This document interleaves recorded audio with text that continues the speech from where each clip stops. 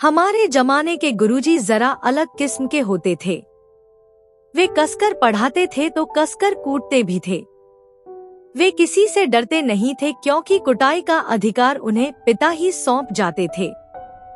वे कसकर पढ़ाने की फीस साल भर कसकर पीट कर वसूला करते थे। एक कक्षा पार करने के लिए 3 बार बैतरणी पार करनी पड़ती थी, जिसका नाम तिमाही, छमाही और वार्षिक बैतरणी हुआ करती थी।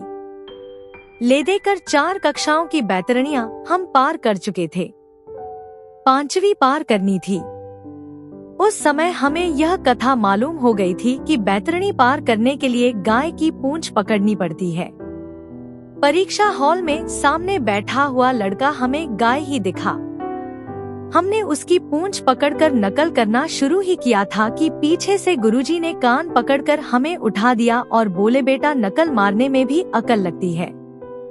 मन हुआ कि उन्हें जवाब दे कि गुरुजी, अगर अकल हमारे पास होती तो नकल मारने की जरूरत ही क्यों पड़ती, पढ़कर न पास हो जाते। पर मार के डर से यह नहीं कह सके। आज हम सोचते हैं हमारे गुरुजी कितना सही कहा करते थे। वर्तमान समय में बहुत अकल लगाकर नकल मारनी पड़ती है।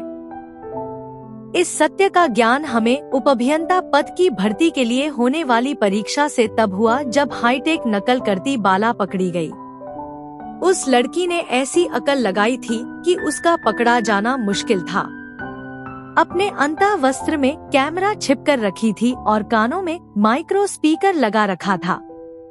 कैमरे से बाहर बैठी बाला क्वेश्चन पेपर देखकर माइक्रो स्पीकर में आंसर की इमला बोल रही थी।